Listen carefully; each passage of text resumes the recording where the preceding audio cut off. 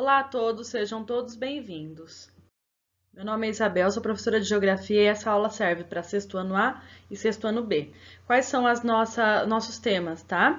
Ações antrópicas e alterações climáticas. Ações antrópicas são ações causadas pelos seres humanos e as alterações climáticas provocadas por este motivo, tá?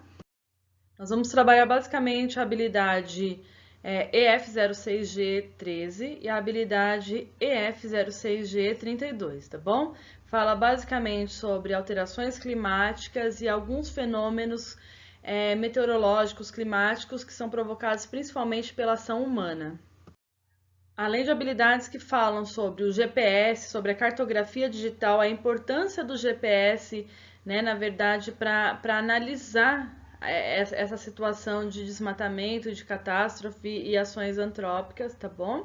A gente vai falar sobre água e a disponibilidade de água e também falaremos sobre atividades primárias, secundárias e terciárias ligadas à indústria e, por consequência, à preservação ambiental.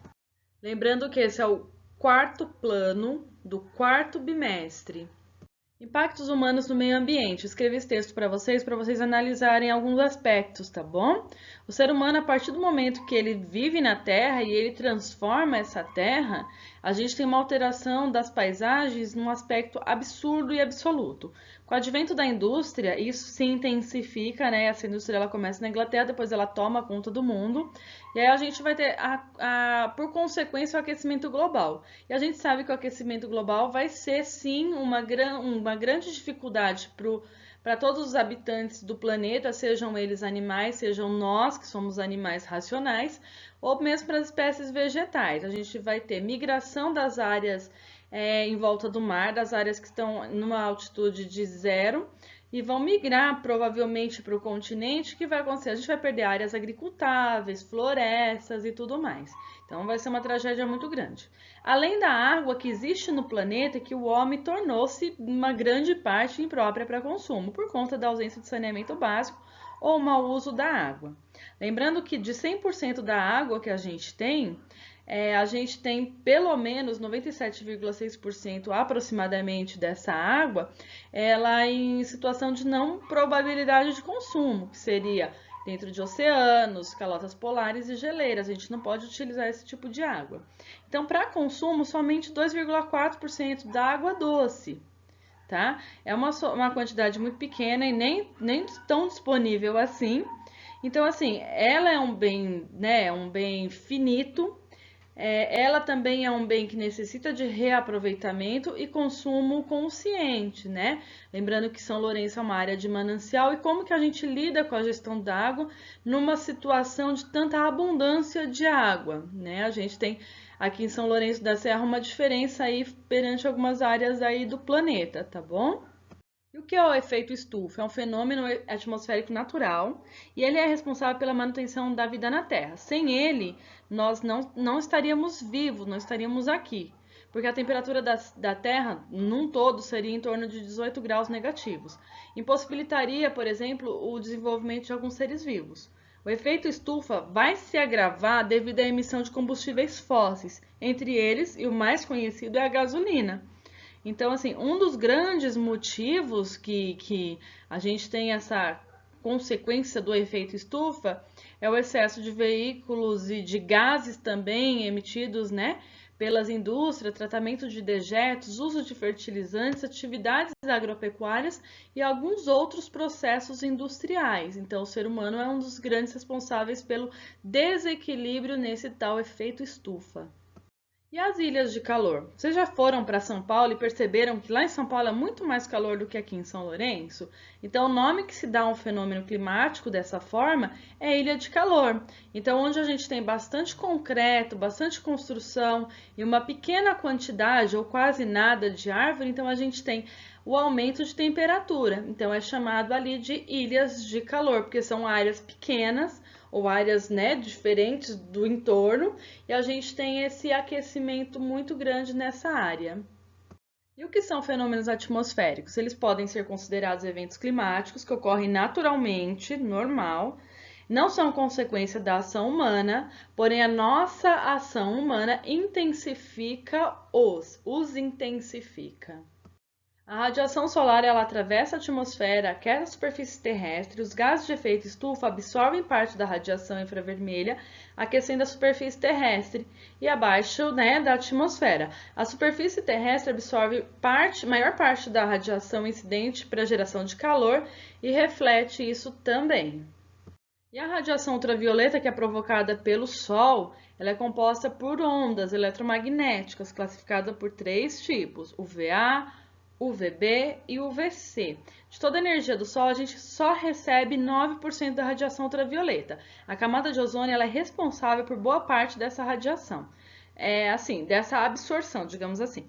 Não sentimos essa radiação, mas sentimos os efeitos na pele, porque ela afeta a gente de qualquer forma, tanto no frio como no calor.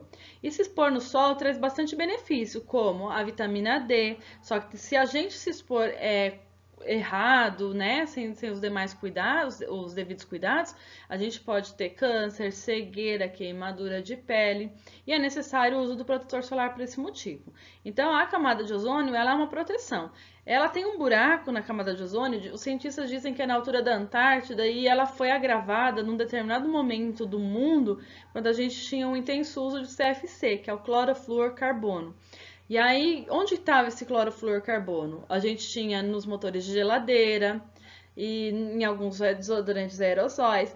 Com a percepção desse fator, houve a diminuição, né, no uso desse produto, então a gente consegue, até então, dizem cientistas que esse buraco na camada de ozônio está diminuindo, e é uma coisa muito boa, porque a camada de ozônio é a nossa proteção.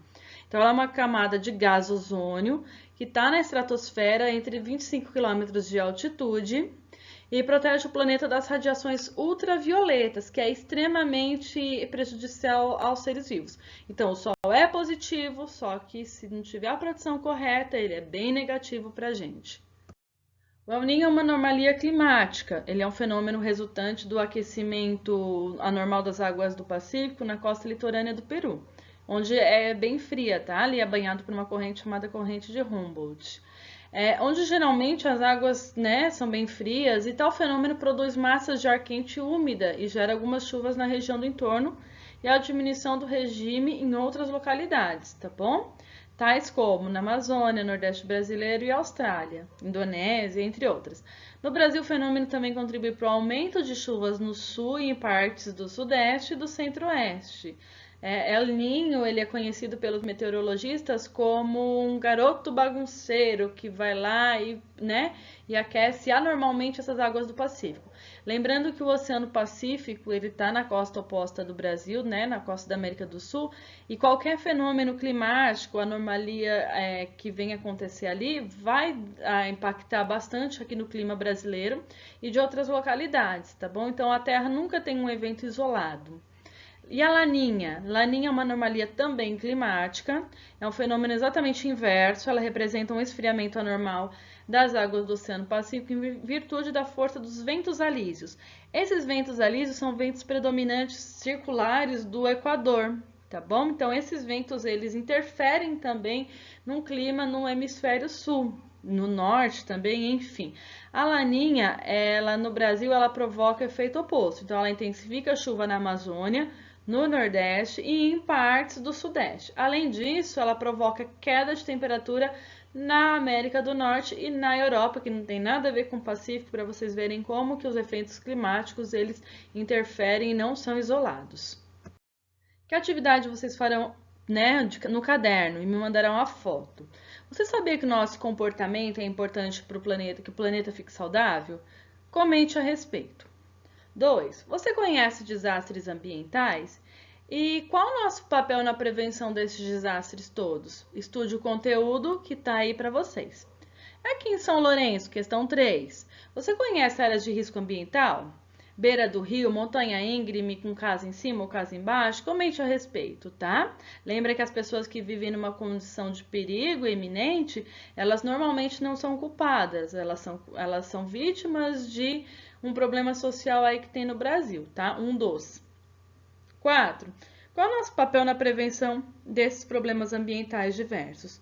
Se você ficar bem confortável, manda um vídeo contando isso para nós, tá bom?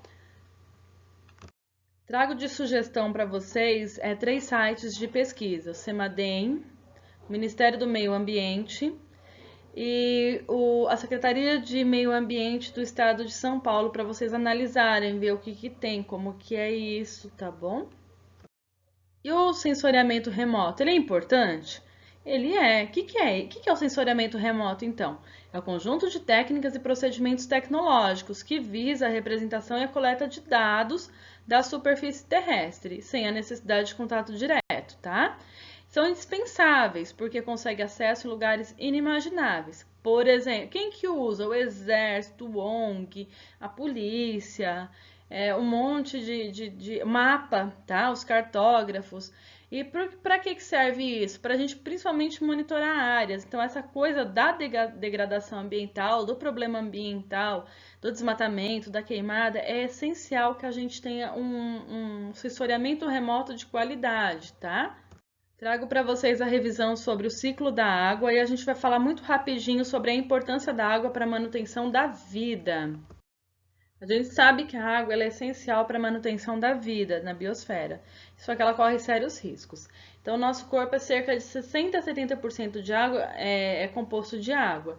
E a gente precisa da água para uma série de situações no nosso corpo, né? Como levar nutrientes como oxigênio, sais minerais até as células, além de expulsar as substâncias tóxicas do corpo por meio de suor e da urina. A água está relacionada a quase todas as funções, né, do meio aquoso, a todas na verdade, realizada pelo corpo. Ela ajuda na digestão, faz parte do suco gástrico. Sendo a água o principal meio de vida, né, dos animais, vegetais e seres humanos, porque sem ela seria impossível a vida na Terra. Contudo, a maior parte da população ainda não se preocupa com a preservação desse recurso, talvez por estarem acostumadas a terem abundância. Aqui é uma situação como essa, tá? Por outro lado, tem países que sofrem da disponibilidade, com a disponibilidade da água, não tem tanta água potável, tá? Segundo dados da Unesco, que é uma agência da ONU, a maioria desses países estão localizados no Oriente Médio, tá? Um deles é o Kuwait, situado no Golfo Pérsico. Esse Oriente Médio é ali na região de Israel. E a água a gente sabe que ela está presente no uso doméstico, né? E é a principal base para a produção de bens de consumo, a indústria. Então a indústria usa muito a água. A maior quantidade de uso é a indústria. A produção de alimentos, né, que é a agricultura que a gente come, é o nosso alimento de cada dia. Portanto, reconhecer a importância da água e usá-la de forma racional é um dever de todos.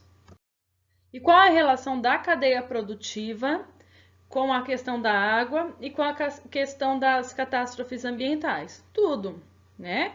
Uma vez que a gente iniciou falando sobre a degradação ambiental, lembrando da Revolução Industrial, eu vou falar um pouquinho de cadeia produtiva, tá bom? Então, o primeiro setor, o primário, é a extração de minerais. Aqui a gente está com um exemplo muito específico, mas seria a plantação, tá? A coisa do ambiente mais naturalizado. O segundo setor já seria a fabricação. É quando a gente pega a matéria-prima lá no primário e leva para algum lugar que é o secundário. E depois aquilo é negociado e vira o terciário, que seria uma loja, tá? Então, voltando na minha fala anterior, a cadeia produtiva, o processo de produção, se relaciona intimamente com a natureza, por isso que a gente precisa compreendê-la, tá? A tarefa que vocês farão no caderno como complemento é o que eu aprendi. Lembrando que me deve atividade 1 e 2, eu ainda estou no aguardo para poder atribuir nota para o quarto bimestre.